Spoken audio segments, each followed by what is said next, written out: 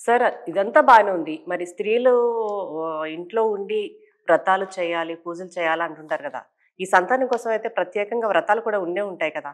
ఆ విషయంలో మీరేం చెప్తారు? తప్పకుండానండి. హ్మ్. మనకి ఇప్పుడంటే కొంచెం తగ్గుముఖం పడుతోంది గానీ, హ్మ్. పూర్వకాలంలో పెళ్ళైన ఒక 6 నెలలు, ఏడాది అవంగానే సంతానం కలుగుతుంటే ఇంట్లో పెద్దవాళ్ళు, "అమ్మ ఒక్కసారి ఆశ్వేజ మాసం వచ్చింది, లేతే కార్తీక మాసం వచ్చింది, సంతాన గోపాలస్వామి వ్రతం చేసుకో తల్లి." హ్మ్. అంటే పెళ్ళికి ముందు కాత్యాయని వ్రతము అలాంటివి ఎలా చేయిస్తారో, హ్మ్. పెళ్ళైన తర్వాత శ్రావణ మాసం నోము పడతారు కదా సాధారణంగా. అది అయిపోయిన తర్వాత ఆశ్వేజ మాసంలోనో లేతే కార్తీక మాసంలోనో సంతాన గోపాలస్వామి వ్రతము అని చేస్తారండి. హ్మ్. ఇది చాలా చిన్న శ్లోకము. అంటే సాక్షాత్తు శ్రీకృష్ణుడిని అంటే పిల్లాడు అంటే మనకి బాలకృష్ణుడే అందరికీ ముద్దు మురిపం. అలాంటి చిన్ని కృష్ణుడు నా ఇంట్లో నడయాడాలి అని చెప్పి కృష్ణాష్టమి నాడు పాదాలతో అడుగులు వేసుకోవడము, అలాంటి ముద్దు ముచ్చట్లన్నీ చేసుకుంటాం కదా! ఈ సంతాన గోపాలస్వామి వ్రతం అన్నది చాలా మంచిది. దీనికి ఇలా చిన్న శ్లోకం ఉంది. దేవకీ సుత గోవింద వాసుదేవ జగత్పతే దేహిమే తనయం కృష్ణ త్వామహం శరణం గత. అంతే. హ్మ్. అంటే పరమాత్మ, శ్రీకృష్ణ పరమాత్మ, నాకు నువ్వు సంతానంగా రావాలి, మా ఇంట్లో శ్రీకృష్ణ పరమాత్మ ఉండాలి, చిన్న బాబులా రావాలి అని సంతాన గోపాలస్వామి వ్రతం చాలా మహిమాన్వితమైనది.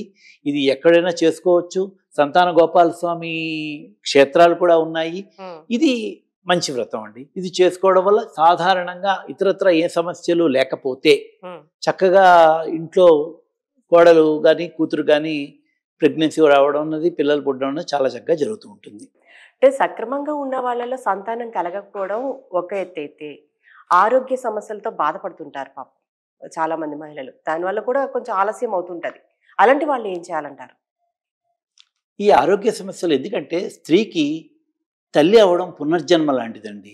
ఎన్నో రకాల కెమికల్ కాంబినేషన్స్ శరీరంలో మనకు తెలియకుండా జరిగి, హ్మ్. పిండోత్పత్తి జరిగి, నవమాసాలు మోసిన తర్వాత మరో జన్మ ఇచ్చి, తన ప్రాణాన్ని పణంగా పెట్టి బాబుకి లేదా పాపకి జన్మనిస్తుంది. హ్మ్. సో ఇంత జరగాలి అంటే ఈ మధ్యకాలంలో ఇదివరకు ఇంతలా ఉండేవి కావు. ఇప్పుడు దైనందిక మారిపోయిన ఈ ప్రపంచంలో ఈ ఫుడ్ హ్యాబిట్స్ వల్ల కానీ, వాతావరణ కలుషితాల వల్ల కానీ, లేకపోతే వస్త్రధారణ వంటి రకరకాల కారణాలు. హ్మ్. కారణాల వల్ల ఆడవాళ్ళకి కొన్ని సమస్యలు వస్తున్నాయి. హ్మ్. ముఖ్యంగా ఫాలోపిన్ ట్యూబ్స్ అవి మూసుకుపోవడము, సన్నబడిపోవడం వల్ల వాళ్ళు గర్భం ధరించలేకపోతున్నారు అని చాలామంది మెడికల్ వాళ్ళు చెప్తూ ఉంటారు. దానికి ట్రీట్మెంట్లు నడుస్తూ ఉంటాయి. హ్మ్. ఇలాంటివన్నీ దొరకలేవా అంటే ఉన్నాయి. అవును. కానీ దీనికి అత్యంత అద్భుతమైన పరిష్కారాన్ని పూర్వకాలం మహర్షులు ఎప్పుడో చెప్పారు. హ్మ్. అది ఏంటంటే రావి చెట్టుకి అశ్వత్థ వృక్షము అంటారు. హ్మ్. రావి చెట్టుకి ఉదయాన్నే అంటే గట్టిగా మాట్లాడితే 5, 6 మధ్యలో హ్మ్. ఆ టైంలో చక్కటి ఆక్సిజన్ వస్తుందండి. హ్మ్. ఆ టైంలో కనుక పైన చెప్పుకున్న సంతాన గోపాలస్వామి మంత్రం చదువుకుంటూ రావి చెట్టుకి ఒక 40 ప్రదక్షిణాలు హ్మ్. 40 ప్రదక్షిణాలు చేయడం వల్ల డెఫినెట్గా ఫాలోపియన్ ట్యూబ్స్ అన్ని మూసుకుపోయి ఉంటే అవి చక్కగా తెరుచుకుని హ్మ్. గర్భం ధరించడానికి చాలా చక్కటి అనుకూలమైన వాతావరణం స్త్రీకి కలుగుతుంది అని సైంటిఫిక్గా ప్రూవ్ అయింది.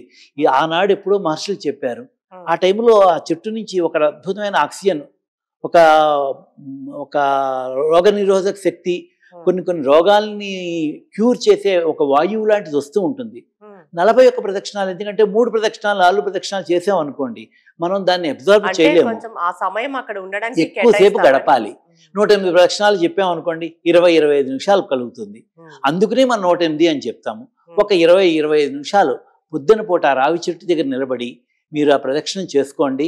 హ్మ్. డెఫినెట్‌గా లోపల గర్భాశయంలోని ఏమైనా సమస్యలుంటే అవి హ్మ్. తొలగిపోతాయి. హ్మ్. ఇంకా హ్మ్. సహజంగా చెట్టు నుంచి రాలిపోతాయి, పళ్ళు రాలిపోతాయి. హ్మ్. రావి పళ్ళు అవి. ఆ పళ్ళు ఒక 5, 6 పళ్ళు తీసుకోండి. హ్మ్. ఇంటికి వెళ్ళి పాలల్లో కలుపుకోండి. హ్మ్. పాలలో కలుపుకొని ఆ పళ్ళు ఆ పాలు తాగండి. హ్మ్. ఆ పాలు తాగితే కూడా లోపల సమస్యలన్నీ తీరిపోయి హ్మ్. చక్కగా స్త్రీకి గర్భం ధరించడానికి చాలా చక్కటి అనుకూలమైన పరిస్థితులు లోపల ఇది మనం చెప్పింది కాదు, ఆయుర్వేదంలో ఉంది.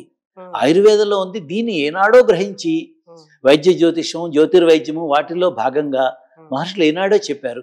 ఈ 2 పాయింట్లు చేయడం వల్ల హ్మ్. ఆడవాళ్ళకి వాళ్ళల్లో ఉన్న సమస్యలు చాలా వరకు తొలగిపోయే అవకాశం బాగా ఉంటుందండి. అంటే ఇప్పుడు రావి చెట్టు నుంచి సహజంగా పండి రాలిపోయిన కాయలతోటి చేయాలని చెప్పారు. అంటే కోయడం కాదు. కోయడం కాదు. ఇది రాలిపోయిన కాయలతో చేయాలన్నారు. బాగుందండి. అయితే ఇది కాకుండా చాలా మంది పీసీఓడి అలాంటి సమస్యలతో బాధపడుతుంటారు. మరి వాళ్ళకి ఇలాంటిదా ఉపయోగపడుతుందంటారా, ఇంకేదైనా ఉందంటారా? ఇది చేసుకుంటూ కూడా ప్రత్యేకంగా పీసీఓడి సమస్య ఉన్న వాళ్ళకి ఏంటంటే ఆ ప్రదక్షిణం చేసేటప్పుడు కానీ చేసి వచ్చిన తర్వాత కానీ చెంచాడు నువ్వులు, ఎండు కొబ్బరి, బెల్లము ఇవి తీసుకుని వీటిని పొడి చేసుకుని పరగడుపున ఒక చెంచాడు ఇవి తీసుకోవడం వల్ల కూడా పీసీఓడి సమస్యలు అన్నీ తొలగిపోతాయండి. ఇది కూడా ఆయుర్వేదంలో చెప్పబడింది. ఇలాంటివి ఈ 3 చేయడం వల్ల వాళ్ళకి, ఆడవాళ్ళకి, వాళ్ళలో దీనికి సంబంధించిన సమస్యలన్నీ తొలగిపోయి, అంటే వైద్యానికి ఇదేమీ సబ్స్టిట్యూట్ కాదు. సరే, ఒకసారి మళ్ళీ చెప్పండి. ఎండు కొబ్బరి, నువ్వులు, ఎండు కొబ్బరి, పెసలు, నువ్వులు, బెల్లం, ఈ 4 కొద్ది కొద్దిగా అన్నీ ఒక చెంచాడు, చిన్న చిన్న చెంచాడు 4 నూరేసుకుని పరగడుపున తినడం. పరగడుపున తినడం వల్ల పౌడర్ లా చేసుకుని, ఇది ఆయుర్వేదంలో మందుల షాపుల్లో దొరుకుతుంది, మన ఇంట్లో మనం చేసుకోవచ్చు. దీనికి తోడు దీనికి అనుపానము అంటారు. అనుపానము ఏంటి అంటే ఉసిరి తొక్కు ఉంటుంది కదా, ఉసిరి ఆవకాయ కాదండి, మనం ఇంట్లో పెట్టుకుని ఉసిరి ఆవకాయ కాదు, ఉసిరి తొక్కుని కొద్దిగా మొదటి ముద్దలో భోజనం చేసేటప్పుడు ఒక చిన్న డ్రాప్ 2, 3, 4 చుక్కలు ఆవు నెయ్యి వేసుకుని ఆ ఉసిరి ముక్క పెట్టుకుని మొదటి ముద్దలో అది తినడం వల్ల, ఈ మందు వేసుకుంటూ తినడం వల్ల సగం 80% పీసీఓడి సమస్యలు, ఈ ఫాలోపియన్ ట్యూబ్ సమస్యలు ఇవన్నీ తొలగిపోయి స్త్రీకి గర్భం ధరించడానికి చాలా చక్కటి వాతావరణం తనకి ఏర్పడుతుంది. అంటే ఇది వైద్య శాస్త్రానికి సబ్స్టిట్యూట్ అవుతే కాదండి.